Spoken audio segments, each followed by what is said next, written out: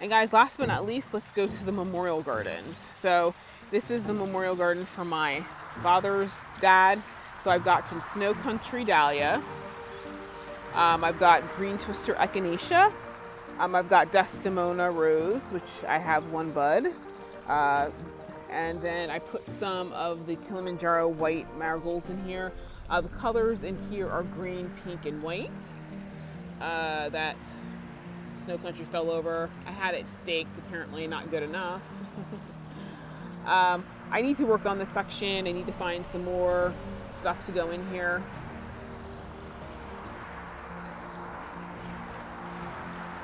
And then down here is the one for my maternal grandmother. She was born in October, so the colors for this one are pink, yellow, and white. So we've got a peony there. Actually, all of them have peonies in them. I've got some carnation, pink carnation that has already bloomed. I put some speedwell in here. That's another Desdemona rose. And over here, there is a chrysanthemum in here. And the chrysanthemum is Sheffield pink. That's the other speedwell. That's more of the carnation, which it's bloomed out, so I can cut it back. This is the section for my paternal grandmother, and her colors are purple because she was born in February, yellow because that was her favorite color, and white. And so I've got some lavender, which is blooming, Charlotte rose, which I'm going to cut back.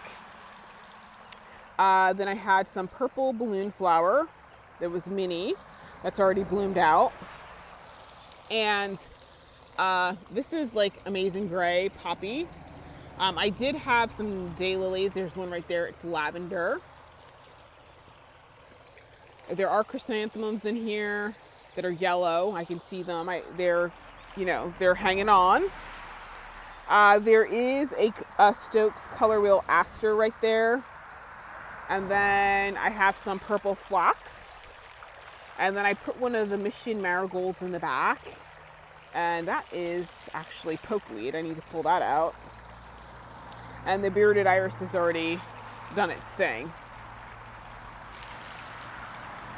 This section is for my maternal grandfather. His colors are red, purple, and white. This right here is a red sunflower, which is getting ready to bloom. This is Beaujolais, the Beaujolais scabiosa. I think this is the salsa red echinacea. Let's see. I think that's supposed to be the Benares giant wine. It's not very giant. A little disappointed with that. These are celosia, the red wizard celosia that I grew. And then in the back, I have more of the amaranth. I think this is just the ones I got from Rebecca Pope. This is a red daylily. One of them has bloomed. I've got a couple of unopened buds. Got more celosia on this side, more scabiosa, and more sunflower. So those are the memorial gardens, guys. Okay guys, so we are in the Promenade Garden. So this is a hibiscus. I think it's Midnight Marvel. I'm not really sure. I'm gonna have to look at it. It's got black leaves, as you can see. I can't remember what this echinacea is. I don't know if it's just called Sunseeker Mellow, Magenta, but that's what it is. It's an echinacea. There's a zinnia right there. There's some light metahydrangeas that I have to say are just, I'm not feeling. They're not doing it for me. I've got some Asiatic lilies right there that have not bloomed. I've got this pink hibiscus, which is getting ready to open, and it's called hibiscus something punch, fruity punch or pink. What is this? Hold on.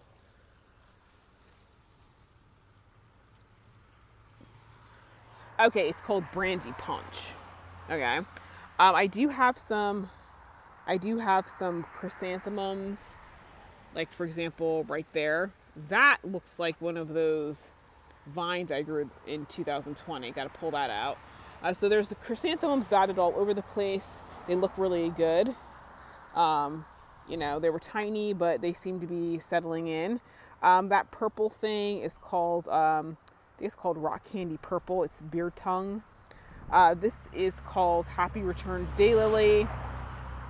Behind it, I'm not sure if this is the double scoop cranberry. I think this may be the double scoop cranberry, I think. Echinacea. And then back there, let me zoom in on it. That is a daylily called Santa's Little Helper. And I got that from the Oak Tree Acre Daylily Farm.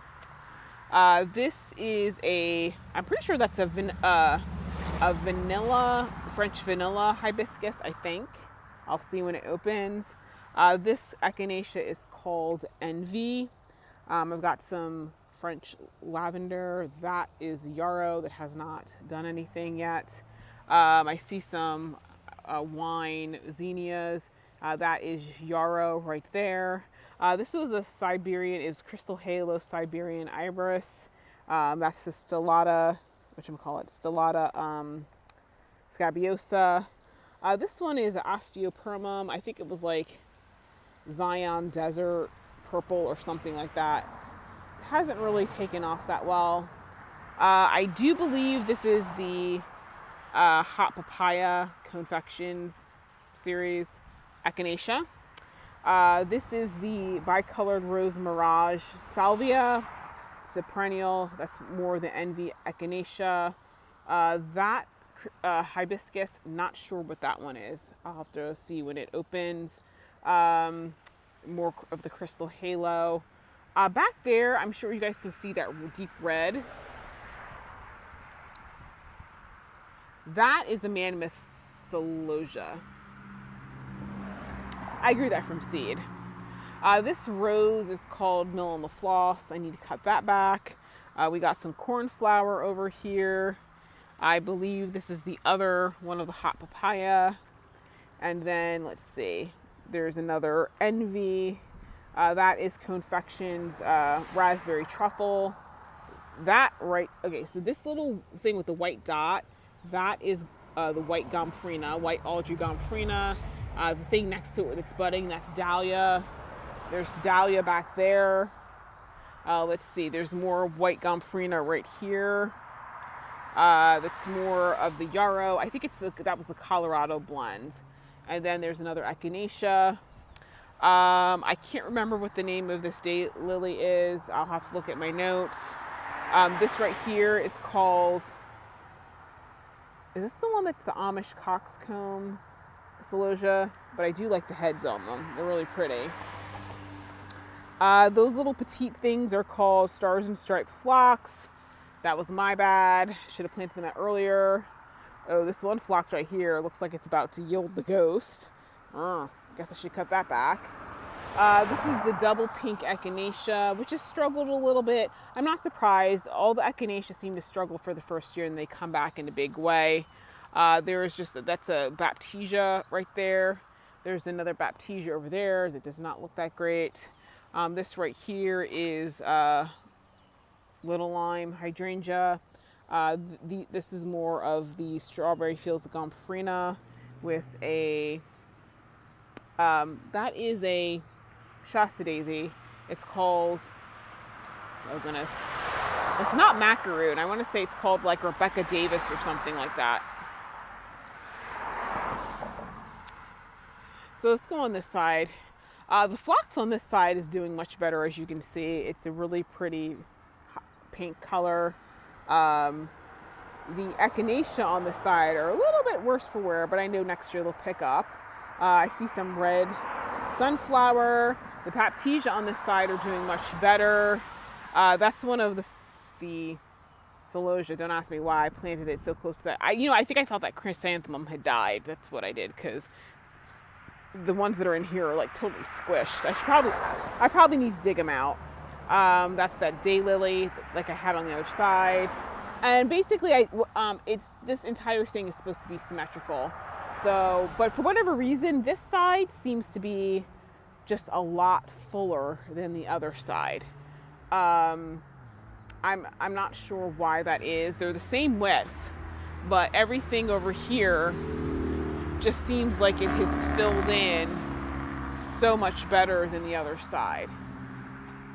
So over here we have something that are actually blooming. These are daylilies, not daylilies, Asiatic lilies. And like I said, I pretty much mirrored what I did on this side.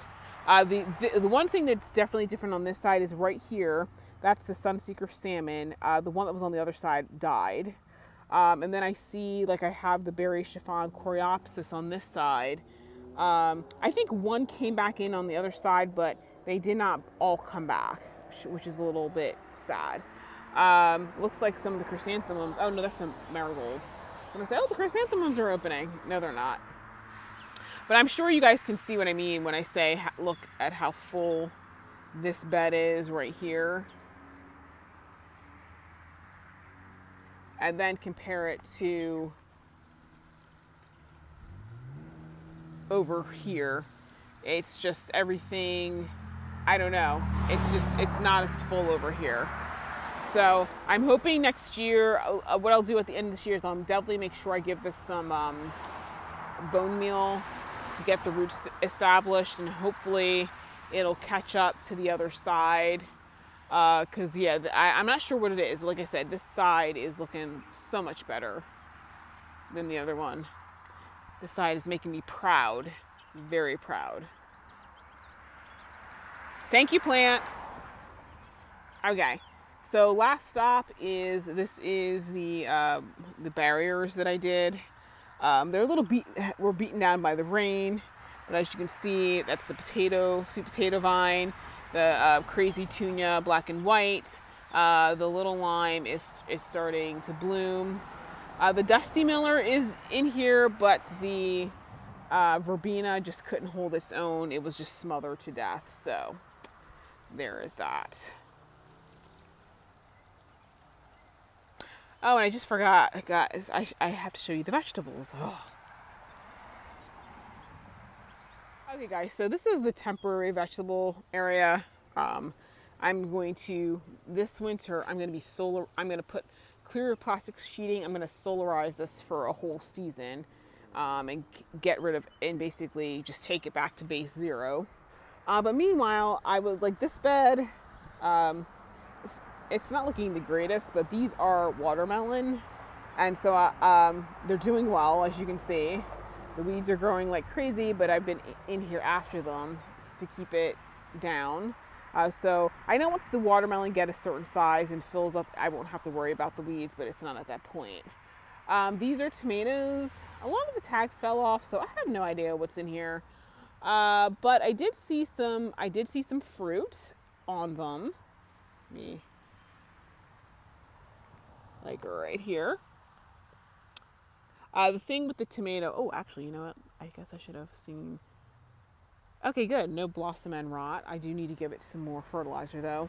I grew very few red tomatoes. So all these, when they color up, they're going to color up different colors. So some of them will be orange, yellow. I think I may have had a couple of reds, whites, greens. So I'm looking forward to that.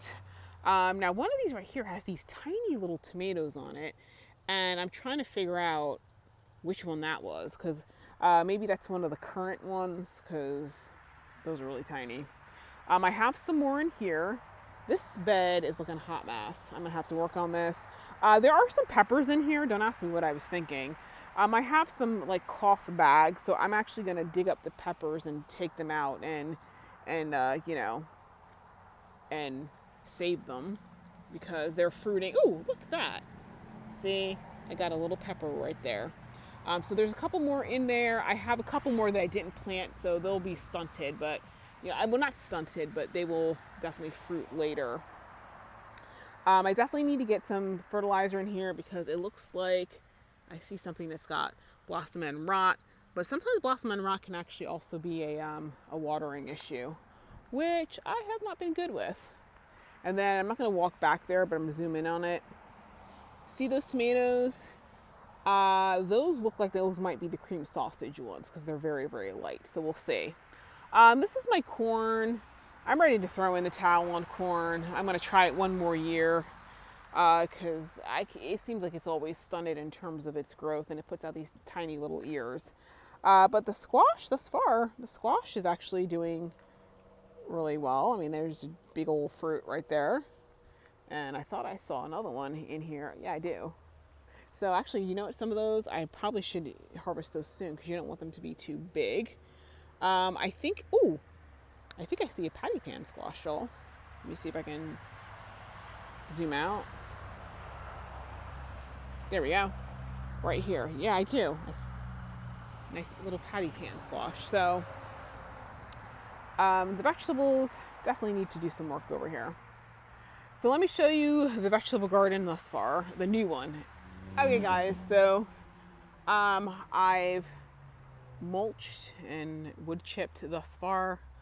And so I was hoping to be done this week, but that's not going to happen clearly. But you know, slow and steady wins the race. So I need to put a couple more cartfuls of wood chips in here to make it nice and thick, and then I'll just continue. I guess basically I guess the next point will be that blue post next to the gate, and just come all this way, layer it, and then just, you know, maybe do, you know, between here and the other post on the gate, and then mulch that and that sort of thing. But yeah, I did plant some vines over there, so let me walk through there. Let me show you. Well, first off, I have a bunch of fig trees. So that's one of the fig trees. This is a black mission fig. I don't think I'll get any fruit off of it. This is the sycamore tree that's trying to like come back. I'm gonna have to chop all that off. These are some strawberries. Got a couple berries. One of them rotted. Over here, I've got like the proven winter buried. I think it's called the buried treasure red or something like that. Back in this little thing right here, this is the snail vine. That one's starting to climb through. That's great. I have to take these indoors for winter. There's 2 of them. And this is the Chicago hardy fig. It's putting on a lot of growth. In here, I have various, I don't know if they're cucumbers or squash. I'll see when they start coming up because the tags fell off. But some of them are big enough where they're like I could clip them to the fence. These are the phenomenal figs. They get 28 inches high and wide, and so they will fruit their first year. So I have one over there and one over here, and these are more of zucchinis or squash, and I think this is a pumpkin, and as you can see, I've clipped it to the fence. So I originally wanted to expand the vegetable garden probably this way, but now that I've done some garden tours with some people in my group, I'm realizing that you don't have to have your vegetable garden all in one spot. So where this is, I'm going to take this down. I may actually use take some space right there to do something small. I'll see. It depends upon how this goes. Like once I see how much space I have to work with, I might do a second smaller garden. I don't know, because like I want to have fruits, and then and then just like the shorter vegetables, maybe I'll have just a section dedicated for like things that are vining and that sort of thing. So anyway, guys, that is the end of the actual tour. So hope you enjoyed it. This growing season has been very interesting. It's like in any growing season, you have some joys, you have some sorrows. And you just take it I just take it as I come. I'm not going to get upset if one season a bunch of stuff goes wrong. Oh, I got some currant tomatoes from Flower Show. They are tasty. Need to make a salad with these bad boys. I like these better than grape tomatoes. I feel like with grape tomatoes, every time I try to eat them with a salad, I just find they like shoot off my plate. Is that just me? Anybody else that happened to? But, and it just rained too, so.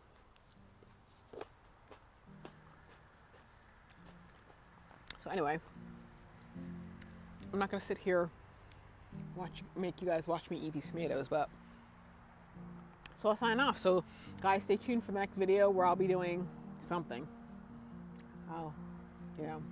I'll decide what I'm gonna do next. But anyway, thank you for joining me. See you guys later.